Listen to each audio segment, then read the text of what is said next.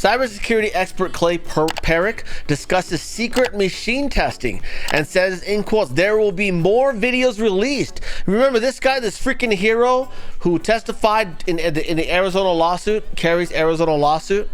And he did great, man. They tried to grill him. They tried to like defame him and stuff like that. And he did real good. He's probably one of the best witnesses out there. Cybersecurity expert Clay Perrick recently joined the TTP for an interview to speak about Kerry's lawsuit and new video evidence of illegal machine configurations that led to wide-scale V-machine failures on Selection Day in Maricopa County. Perrick is a former V-machine tester and certified ethical hacker. Not a dirtbag one from Pandaland. Recall that Perrick testified under oath in Kerry's first trial that inspected a sample of ballots, and it was easily identifiable that nearly half of them were printed with a 19-inch ballot image on 20-inch paper. He also stated that this would not have happened accidentally or by coincidence, and this caused Selection Day tabulators across M County to fail and create extremely long wait times for Selection Day voters.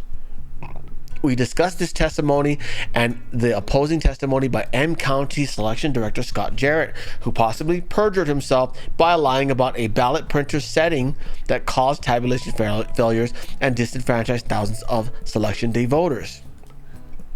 Former Arizona Supreme Court Justice Ruth McGregor's selection investigation report, which concluded that printing of misconfigured ballots was random and that none of the technical people with whom we spoke could explain how or why that error occurred. So they're saying it's random, but it coincidentally happened in red districts. Okay. They also found facts contradictory to what M County officials testified in court. It basically said that Scott Jarrett either perjured himself in court or he was totally lied to. It appears that the Lake team recently discovered the source of these errors. The TTP reported on new footage that shows M County employees reprogramming the V machines on October 14th, 17th, and 18th after their statutory logic and accuracy testing, so that 59% of them would fail when Republican voters came in to vote on Selection Day in 2022. In the video on October 14th, these reprogrammed machines can be seen jamming as employees tested them, just as they did on Selection Day. Still, the county claims the test was not done in secret despite no public warning, oversight, or media presence. They also claim that it was not testing. Perrick told the TTP that it was testing, and if it wasn't testing, then there was no reason to run ballots. As the TTP reported, Kari Lake told CBP last week that they have more footage coming out and will continue fighting the rigged selection in court. Lake's attorneys have filed a notice of appeal against Judge Peter Thompson's recent rulings, and they plan to take their challenge all the way to the U.S. Supreme Court.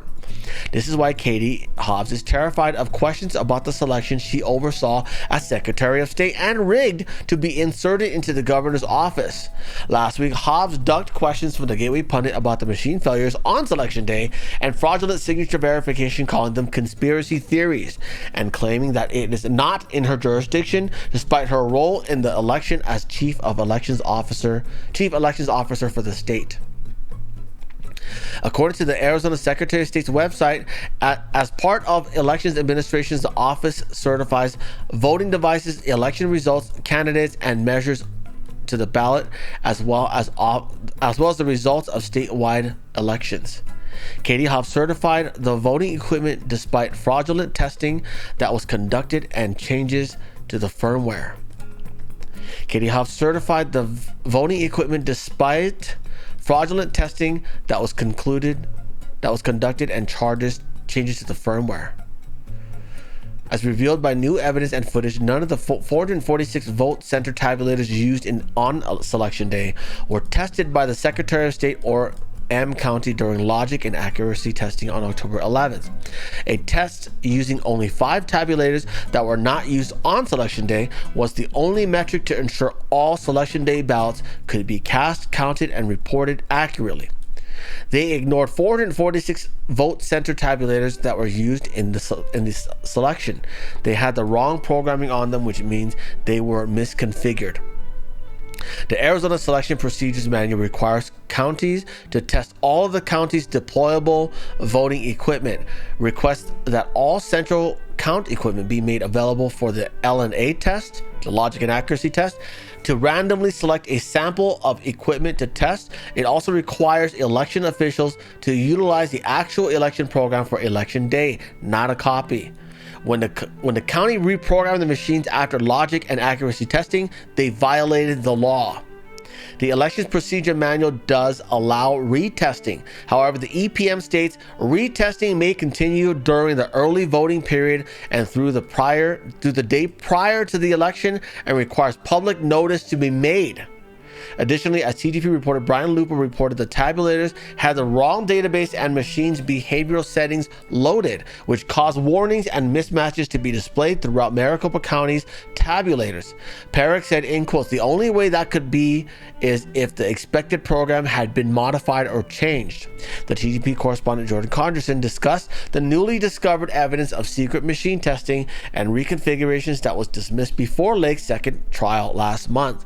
Perrick also confirmed that more footage and evidence will be made public in the near future.